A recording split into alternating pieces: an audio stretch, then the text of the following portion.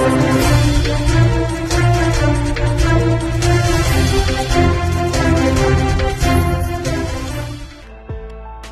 અને social media star કીર્તિ પટેલની 2 કરોડની ખંડણી માંગવાના કેસમાં ધરપકડ કરાઈ છે, ત્યારે કીર્તિ પટેલના ભોગ બનેલાઓ પણ હવે સામે આવી રહ્યા છે. કીર્તિ પટેલ વિરુદ્ધ લેન્ડ ગ્રેબિંગની અરજી કરનાર દંપતીએ પોલીસ કમિશનર અને કલેક્ટર પાસે ન્યાય અપાવવાની અપીલ કરી છે.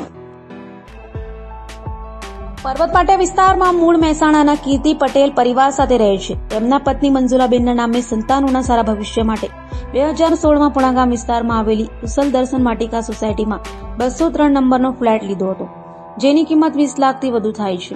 આ સાથે જ તેના પર હાઉસિંગ લોન પણ લીધેલી છે. 2019માં કીર્તિ પટેલને ભાડે રહેવા માટે આપ્યું હતું. આ દંપતીએ પુણા પોલીસમાં કરેલી અરજી પ્રમાણે આ ફ્લેટનું ભાડું 9,500 અને ડિપોઝિટ પેટે 30,000 રૂપિયા લેવામાં આવ્યા હતા. થોડા સમય માટે કીર્તિ પટેલ ફેમસ થઈ ગઈ હતી અને ન્યુસન્સ પણ ફેલાવા લાગી હતી. તેને ફ્લેટ ખાલી કરવા માટે કહ્યું હતું. શરૂઆતમાં કોરોના બહાનું જણાવતી હતી અને ત્યારબાદ અન્ય બહાના હેઠળ ફ્લેટ ખાલી ન કરતી હતી. આ સાથે જ ભાડું પણ ચૂકવતી નથી. આ બાબતે 2022માં પુણા પોલીસ સ્ટેશનમાં અરજી કરવામાં આવી હતી.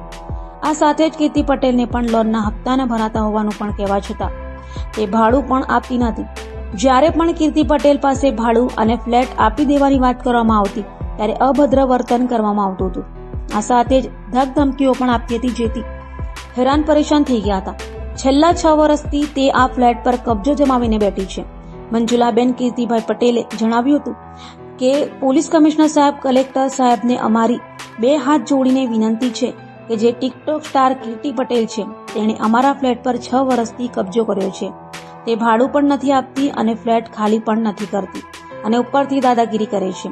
2 કરોડની ખંડણીના કેસમાં કીર્તિ પટેલની ધરપકડ કરી છે, તો અમારો વધારે પણ અમે જતા ત્યારે તે દાદાગીરી કરતી હતી.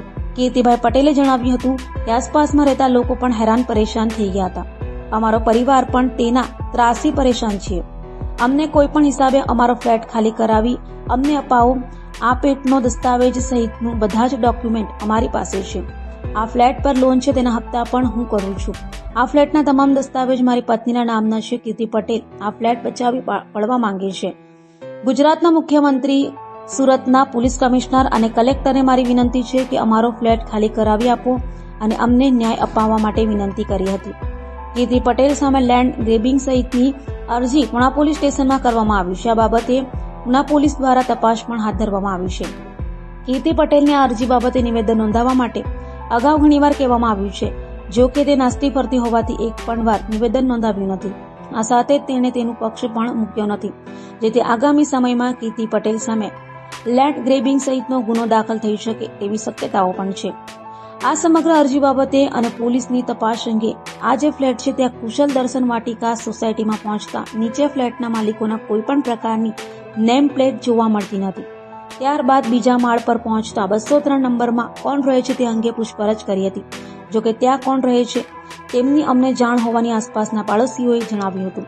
ત્યારબાદ 203 નંબરના ફ્લેટનો બેલ વગાડતા એક મહિલાએ દરવાજો ખોલ્યો હતો, જેઓ કીર્તિ પટેલના બહેન હોવાનું જણાવ્યું હતું. તેઓએ વાતચીત કરતા જણાવ્યું હતું કે અહીં કીર્તિ પટેલ રહે છે અને હું તેની બહેન છું. આ ફ્લેટ અમે રૂપિયા દઈને લીધો છે. અમે અહીં ભાડે નથી રહેતા. જ્યારે કીર્તિ પટેલ આવે ત્યારે તમારે જે વાત કરવી હોય ત્યારે આવજો, ત્યાં સુધી અહીં આવવું નહીં. તો આ બાબતે ડીસીપી આલોક કુમારે જણાવ્યું હતું કે કીર્તિ પટેલ વિરુદ્ધ સુરતના જોન વિસ્તારમાં એક ખંડણી અને એક લેન્ડ ગ્રેબિંગની અરજી કરવામાં આવેલી છે, જેના પર અમે તપાસ કરી રહ્યા છીએ. એક વૃદ્ધ દંપતીનો ફ્લેટ બચાવી પાડવાનો કારસો કીર્તિ પટેલ દ્વારા કરવામાં આવ્યો છે. તેનું નિવેદન નોંધ્યા બાદ આગળની કાર્યવાહી કરવામાં આવશે. માનનીય સાહેબને જણાવવાનું કે એના આજુબાજુવાળા લોકો પણ પરેશાન છે અને અમે બી અમારું કુટુંબ બી એના ત્રાસથી પરેશાન છીએ. તો એ સાહેબ અમને કોઈ પણ હિસાબે એ ફ્લેટ ખાલી કરાવી આપવા વિનંતી.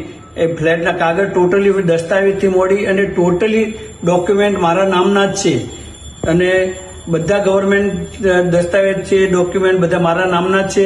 માનનીય સાહેબોને સર્વેને મારી વિનંતી છે કે એ બેંકના હપ્તા પણ હું ભરું છું અને બેંક ટોટલી દસ્તાવેજથી મોડીને ટોટલી કાગળિયા મારા વાઇફના નામના છે, તો અમારા નામના છે. છતાં પણ એ દાદાગીરી કરી અને એ ફ્લેટ પચાવી પાડવા માંગે છે. તો ગુજરાતના મુખ્યમંત્રી તથા ગૃહમંત્રી તથા કલેક્ટર સાહેબ અને કમિશનર સાહેબને મારી વિનંતી છે કે અમારો ફ્લેટ ખાલી કરી આપવા અને એમને ન્યાય આપવા માટે વિનંતી. એટલું અમારી અરજી સ્વીકાર કરશો. માનનીય શ્રી સુરત શહેરના કમિશનર સાહેબ, કલેક્ટર સાહેબ, અમે તમને બે હાથ જોડીને વિનંતી કરીએ છીએ કે અમારો ફ્લેટ જે કીર્તિ પટેલ ટિકટોક વાળી છે એને 6 વર્ષથી કબજો કર્યો છે અને ખાલી પણ નથી કરતી અને ભાડું પણ કથી આપ્યું નથી અને ઉપરથી દાદાગીરી કરે છે. તો અમારો આજે એનો 2 કરોડની ખંડરીમાં એનો પકડીને સુરતમાં લાવ્યા છે અને જેલમાં પૂરી છે. તો હવે આજે અમારો એ પણ ફ્લેટનો જે એ કેસ અમારો તમે સોલ્વ કરવા માટે વિનંતી. અને અમે જ્યારે ફ્લેટ ઉપર મળવા જતા ને ત્યારે દાદાગીરી કરતી અને સનુ તમારો ફ્લેટ ને એમ બધું બોલતી.